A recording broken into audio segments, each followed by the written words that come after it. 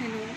आज हम पढ़ेंगे भारत का भौतिक स्वरूप। जैसे कि मैंने भारत के भौतिक स्वरूप को लास्ट क्लास में मैप के द्वारा पूरा अच्छे से डिस्क्राइब किया था, अभी हम इसको डिटेल से पढ़ेंगे। इसमें क्या है देखिए, भारत भूमध्य रेखा के उत्तर में 8 डिग्री 4 मिनट और 37 डिग्री 6 मिनट उत्तरी अक्षांश तथा 68 डिग्री 7 मिनट और 97 डिग्री 25 मिनट पूर्वी देशांतर तक फैला हुआ है। ये इसका विस्तार बताया है। यहाँ पे भारत का प्रमाणिक समय, इसमें क्या बताया है, इसमें जो समय है ना प्रमाणिक, वो बताया है कि 82 डिग्री 30 मिनट पूर्वी देशांतर रेखा।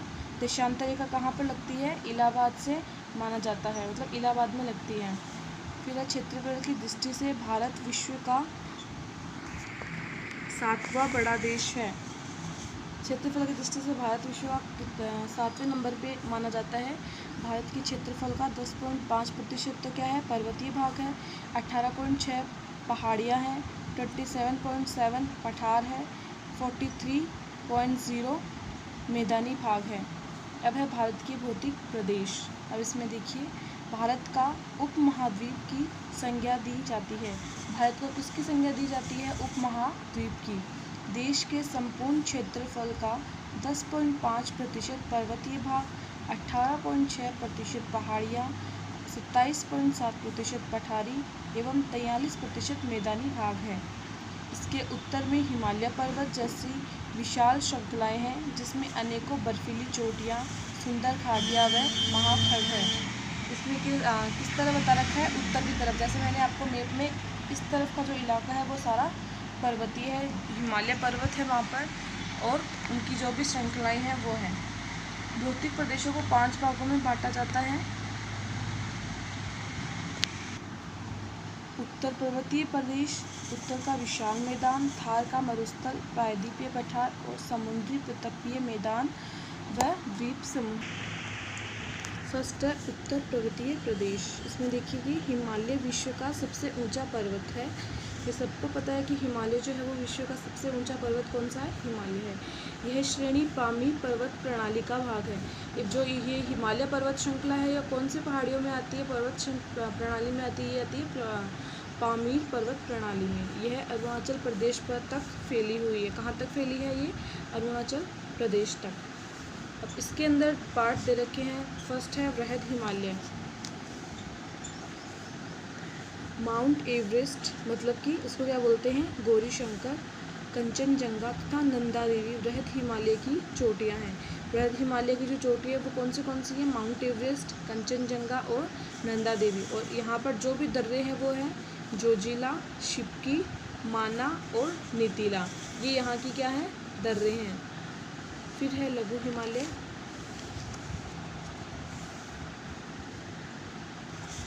पीर पंजाल व धौलाधर उप हिमालय। अब जो यहाँ पर जो पर्वत है वो कौन सी है? पीर पंजाल, धौलाधर और उप हिमालय। और दर्रे बर्नियाल दर्रे हैं कि इस श्रेणी के उच्च ढालों पर कोणधारी वन तथा निम्न ढालों पर घास के क्षेत्र पाए जाते हैं, जिन्हें कश्मीर में मर्ग कहते हैं। अब देखिए, जो दर्रे हैं उसके बारे में बताया कि दर्रे कौन से दर्रे हैं और कैसे, किस तरह की आकृति में ढले हुए हैं। तो इसमें बता रखा है कि ऊंचे ढालों पर कोणधारी वन होते हैं तथा निम्न ढालों पर घास के क्षेत्र पाए जाते हैं, जिन्हें कश्मीर में मर्ग कहते हैं। अब ये मर्ग भी है गुलमर्ग और सोनमर्ग। अगला है उप हिमालय। उप हिमालय में है जम्मूगिरी, मिसमी, डाफला पहाड़ियाँ। जम्मू में इसे जम्मू पहाड़ियाँ किसको कहते हैं? ये जो पहाड़ियाँ हैं ना, जम्मूगिरी, मिसमी, डाफला पहाड़ियाँ, अधिकतर डाफला पहाड़ियाँ जो है उनको जम्मू में तो जम्मू पहाड़ियाँ कहते हैं, अरुणाचल में गिरी कहते हैं। गिरी वैसे पर्यायवाची है पर्वत का, पहाड़ का। मिसमी, अबोर, डाफला पहाड़ियों के नाम से जाने जाते हैं। ठीक है, ये किसके पार्ट हो गए? उत्तर पर्वतीय प्रदेश के ये तीनों पार्ट हैं। इसके बाद है उत्तर का विशाल मैदान। हिमालय पर्वत तथा प्रायद्वीपीय पठार के मध्य स्थित है। कहाँ पर स्थित है ये? हिमालय पर्वत तथा प्रायद्वीपीय पठार के मध्य स्थित है। इसका आकार धनुषाकार मैदान है।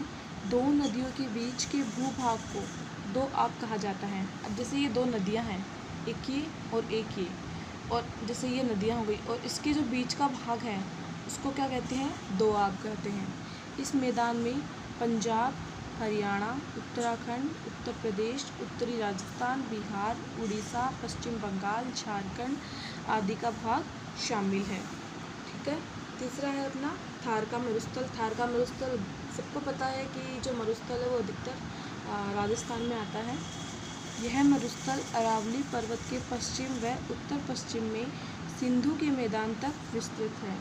यहाँ तेज हवाएं बालूका स्तूपों एवं रेत के टीलों का निर्माण करती हैं। जो रेत के टीले, रेगिस्तान में जो रेत के टीले बने हुए होते हैं उनको बोलते हैं बालूका स्तूप। इन टीलों के मध्य वर्षा जल भर जाने से यहाँ अस्थायी झीलें बन जाती है जिन्हें ढांड या रन कहते हैं। मतलब कि किसके बारे में बताया गया है कि यहाँ पर तेज हवाई चलने से बालू का स्तूप बन जाते हैं, रेत के टीलों का निर्माण हो जाता है और इन टीलों के मध्य जब भारी वर्षा होती है तब यहाँ पर जल भर जाता है और उन जल भर जाने के कारण अस्थायी झीलें का निर्माण हो जाता है जिन्हें ढांड या रन कहते हैं। अगला है प्रायद्वीपीय पठार।